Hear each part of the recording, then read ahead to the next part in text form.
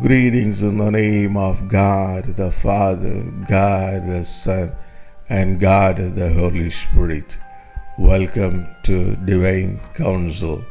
Divine Counselக்கு உங்களை வரவேற்கிறோம். Topic: Christian Counseling, Age, Parents, Part 2. கிறிஸ்தவ கவுன்சிலிங், வயதான பெற்றோர்கள், பகுதி 2. Thou shalt honor and care aged parents. நீங்கள் வயதான பெற்றோர்களை மதிக்கவும் பராமரிக்கவும் வேண்டும். Innate Divinity Theory, Innate Divinity Counseling, Biblical Based Beliefs and Practices. வேதாகமத்தின் அடிப்படையிலான நம்பிக்கைகளும் செயல்களும்.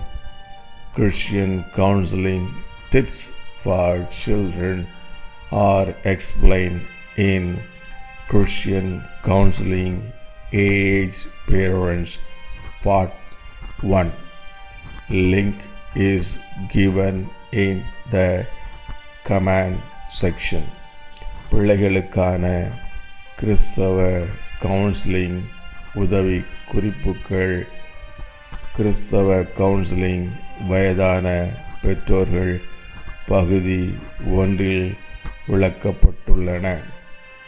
இணைப்பு கருத்து பகுதியில் கொடுக்கப்பட்டுள்ளது. The filial responsibility toward older parent is divine law, because one of the commandments of God is honor your father and your mother. Exodus chapter 20 verse 12. So there should not be any dispute and misunderstanding about providing adequate care and honor to elderly parents. உன் தகப்பனையும் உன் தாயையும் கனம் பண்ணுவாயாக.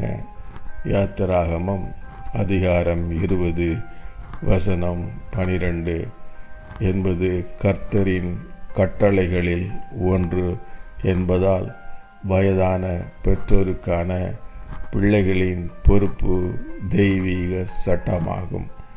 எனவே வயதான பெற்றோருக்கு போதுமான கவனிப்பு மற்றும் மரியாதை வழங்குவதில் எந்த சர்ச்சையும் தவறான புரிதலும் இருக்கக்கூடாது. Honoring and caring aged parents is a virtue and a good quality, and every person should have such virtue and good quality. But having such virtue and good quality is compulsory for Christians because it is a divine law. வயதான பெற்றோர்களை மதிப்பதும் கவனிப்பதும் ஒரு நல்லொழுக்கம் மற்றும் நற்பண்பு. ஒவ்வொரு நபரும் அத்தகைய நல்லொழுக்கத்தையும் நற்பண்பையும் கொண்டிருக்க வேண்டும். ஆனால் அத்தகைய நல்லொழுக்கத்தையும் நற்பண்பையும் கொண்டிருப்பது கிறிஸ்தவர்களுக்கு கட்டாயமாகும். ஏனெனில் இது ஒரு தெய்வீக சட்டம். Some aged Christians may be responsible for their agony. சில வயதான கிறிஸ்தவர்கள் தங்கள் வேதனைக்கு பொறுப்பாக இருக்கலாம். It is a proven fact that the probability of getting adequate honor and care in old age from children will be very low if parents fail to bring up their children as God-fearing children, repentant children, and saved children.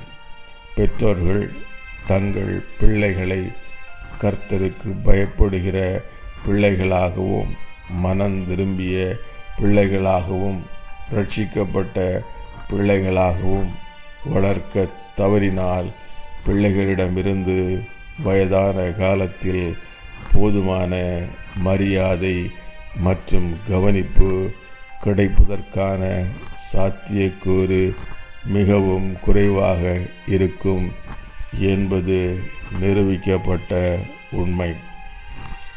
It is a proven fact that the probability of getting adequate honor and care in old age from daughters-in-law will be very low if daughters-in-law were selected not based on salvation status and other spiritual aspects, but based on wealth, beauty, dowry, or other materialistic aspects. மருமகள்கள் ரட்சிக்கப்பட்ட நிலை மற்றும் பிற ஆவிக்குரிய அம்சங்களின் அடிப்படையில் தேர்வு செய்யப்படாமல் செல்வம், அழகு, வரதட்சணை அல்லது பிற பொருள் சார்ந்த அம்சங்களின் அடிப்படையில் தேர்ந்தெடுக்கப்பட்டால் மருமகள்களிடமிருந்து வயதான காலத்தில் போதுமான மரியாதை மற்றும் கவனிப்பு கிடைப்பதற்கான சாத்தியக்கூறு மிகவும் குறைவாக இருக்கும் என்பது நிரூபிக்கப்பட்ட உண்மை. It is a proven fact that the probability of getting adequate honor and care in old age from children will be very low if parents did not follow the biblical instructions for parents. For example, Father, do not provoke your children to wrath, but bring them up in the training and admonition of the Lord. Ephesians chapter 6 verse 4 is a biblical instruction to parents, but several parents do not follow this biblical instruction. பெற்றோர்களுக்கான வேதாகம அறிவுறுத்தல்களை பின்பற்றவில்லை என்றால் பிள்ளைகளிடமிருந்து வயதான காலத்தில் போதுமான மரியாதை மற்றும் கவனிப்பு கிடைப்பதற்கான சாத்தியக்கூறு மிகவும் குறைவாக இருக்கும் என்பது நிரூபிக்கப்பட்ட உண்மை. உதாரணமாக, பிதாக்களே, நீங்களும் உங்கள் பிள்ளைகளை கோபப்படுத்தாமல் கர்த்தருக்கேற்ற சிட்சையிலும் போதனையிலும் அவர்களை வளர்ப்பீர்களாக. எபேசியர் 6வது அதிகாரம் வசனம் 4 என்பது பெற்றோர்களுக்கான வேதாகம அறிவுறுத்தலாகும். ஆனால் பல பெற்றோர்கள் இந்த வேதாகம அறிவுறுத்தலை பின்பற்றுவதில்லை. Spiritual priority of aged Christians. வயதான கிறிஸ்தவர்களின் ஆவிக்குரிய முன்னுரிமை. If aged Christians are not confirmed about their repentance and salvation, they should cry to God for His mercy and grace and have to make sure that they repent of their sins and attain salvation through Jesus Christ.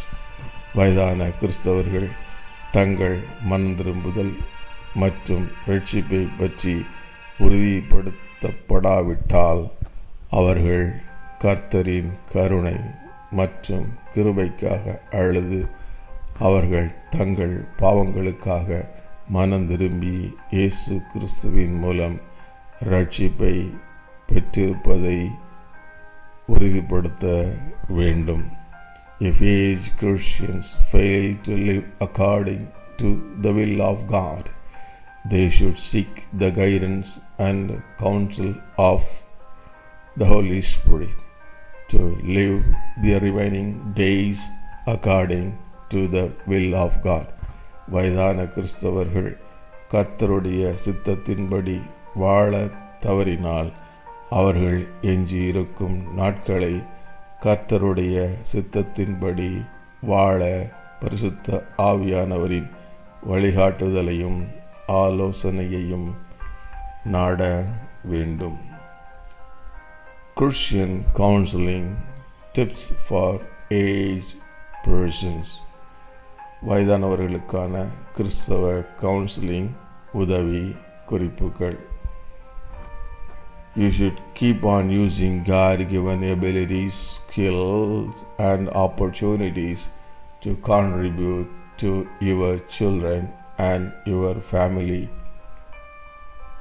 members, and also to community if possible.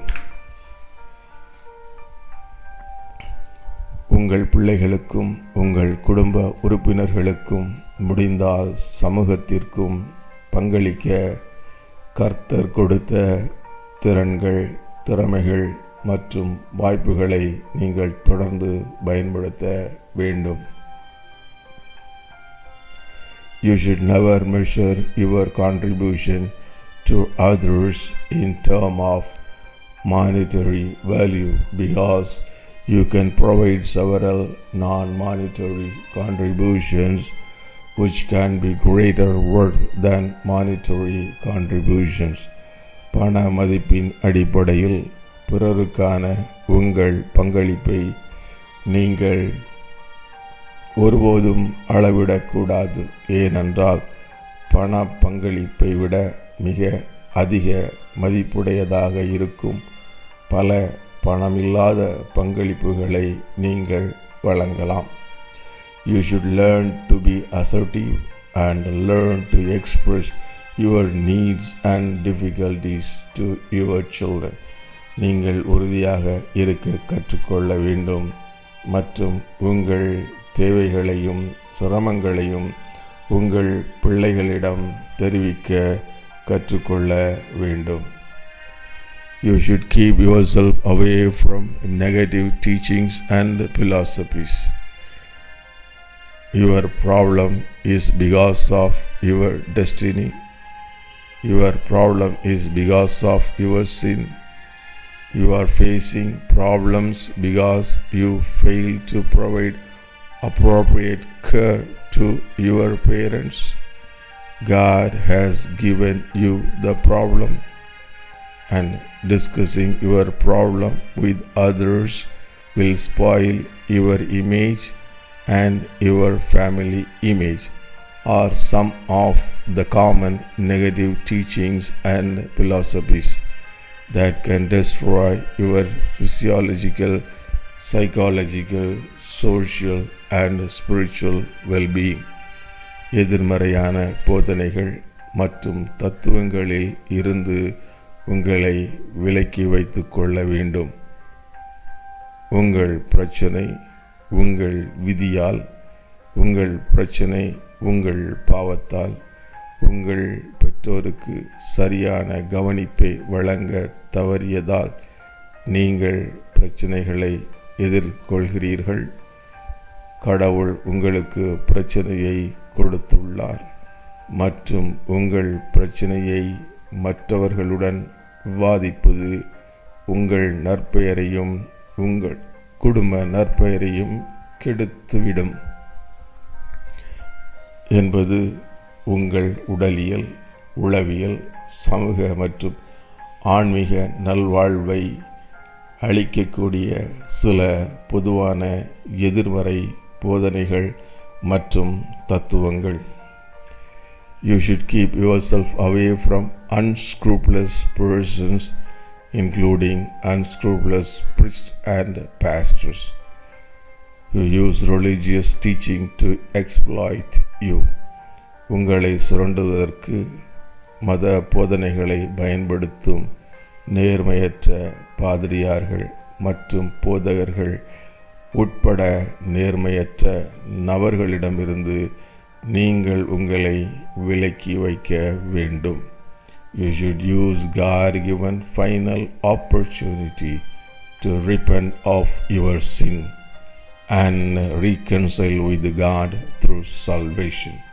உங்கள் பாவங்களுக்காக மனந்திரும்புவதற்கும் இரட்சிப்பின் மூலம் கர்த்தருடன் சமரசமாவதற்கும் கர்த்தரால் கொடுக்கப்பட்ட இறுதி வாய்ப்பை நீங்கள் பயன்படுத்த வேண்டும்.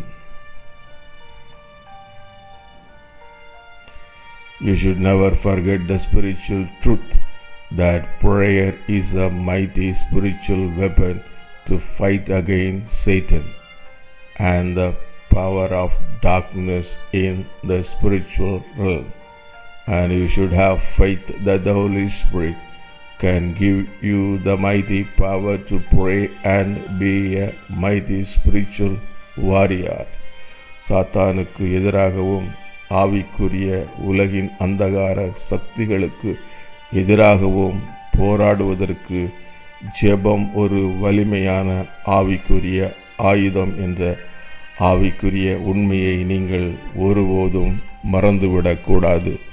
மேலும் பரிசுத்த ஆவியானவர் உங்களுக்கு ஜெபிப்பதற்கும் வலிமைமிக்க ஆவிக்குரிய போர் வீரராக இருப்பதற்கும் வல்லமையுள்ள சக்தியை உங்களுக்கு தருவார் என்று நீங்கள் விசுவாசிக்க வேண்டும். You should never pray and never allow others to pray for ending your earthly life, because the Holy Spirit may be permitting some difficulties and pains in your life to bring you closer to God and make you worthy to inherit the kingdom of God, heaven.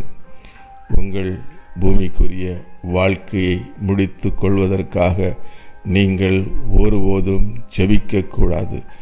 மற்றவர்களை ஜெபிக்க அனுமதிக்காதீர்கள்.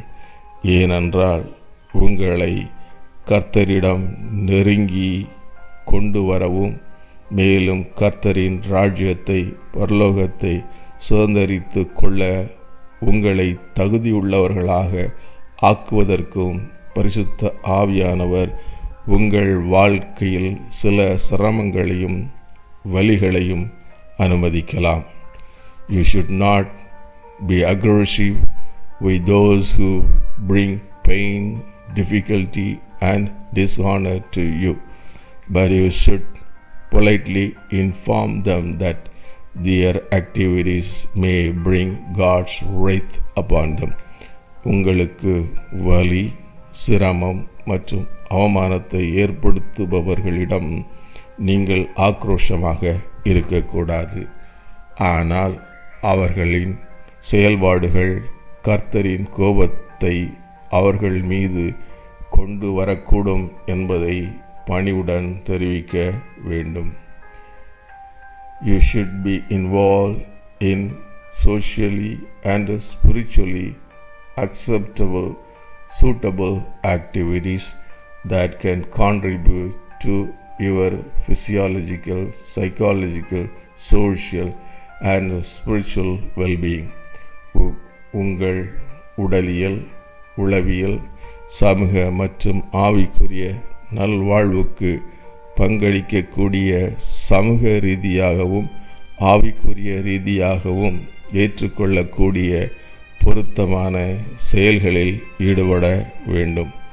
You should be involved in all spiritual activities, especially worship in church and prayer meetings, because your spiritual activities are the only means to bring guidance and counsel from the Holy Spirit.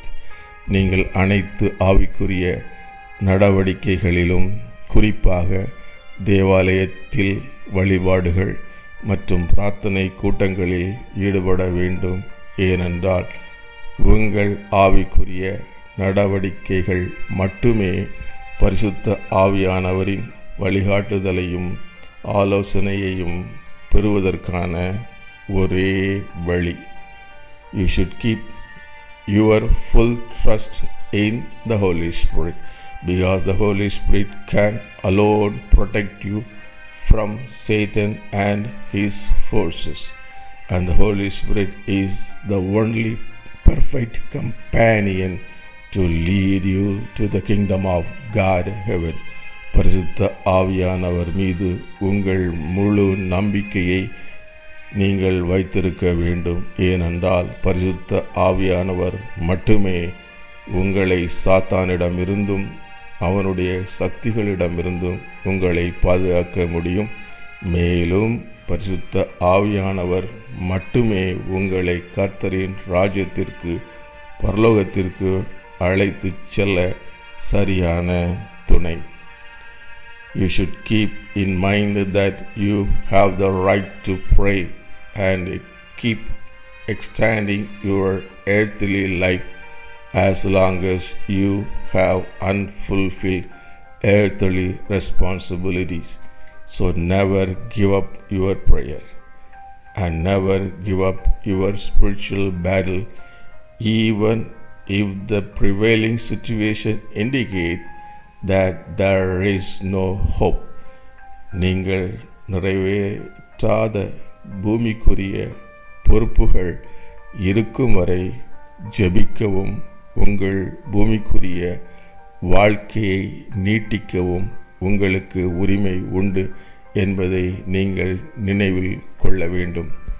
எனவே நீங்கள் உங்கள் ஜெபத்தை ஒருபோதும் கைவிடாதீர்கள். நம்பிக்கை இல்லை என்று நிலவும் சூழ்நிலைகள் சுட்டி காட்டினாலும் உங்கள் ஆவிக்குரிய போரை ஒருபோதும் கைவிடாதீர்கள்.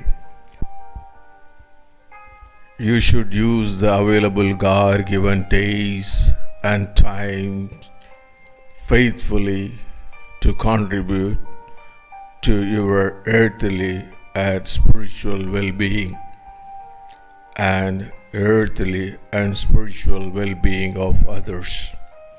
உங்கள் பூமிக்குரிய மற்றும் ஆவிக்குரிய நல்வாழ்வுக்கும் மற்றவர்களின் பூமிக்குரிய மற்றும் ஆவிக்குரிய நல்வாழ்வுக்கும் பங்களிக்க கர்த்தர் வழங்கிய நாட்களையும் நேரங்களையும் நீங்கள் உண்மையுடன் பயன்படுத்த வேண்டும்.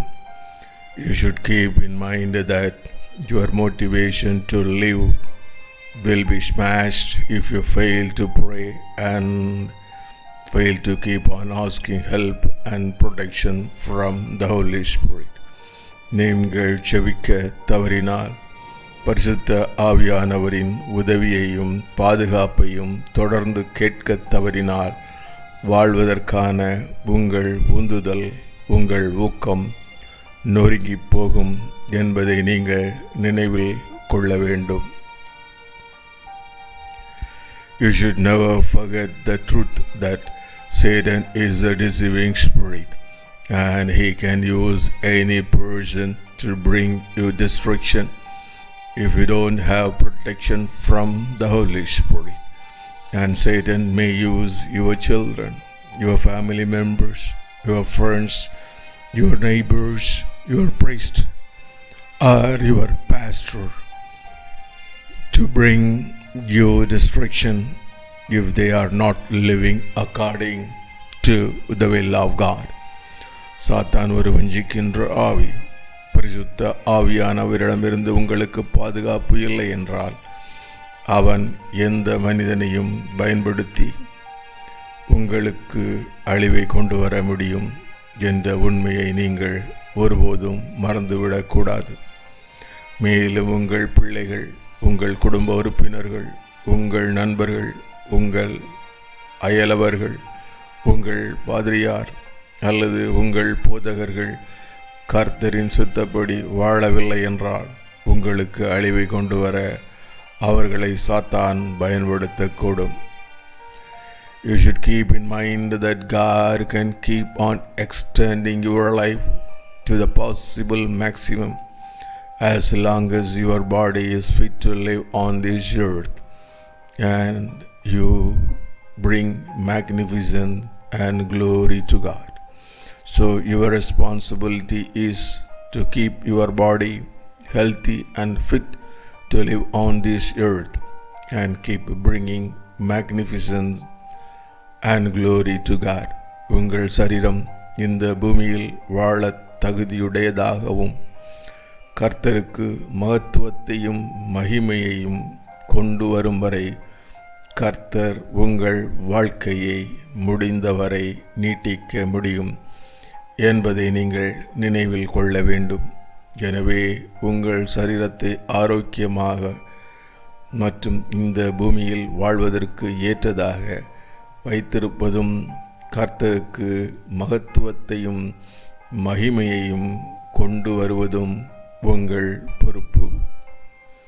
The counseling sessions and sample case study will be explained in the next video presentation. Counselling அமர்வுகள் மற்றும் மாதிரி விளக்கு ஆய்வு அடுத்த வீடியோ விளக்க காட்சியில் விளக்கப்படும்.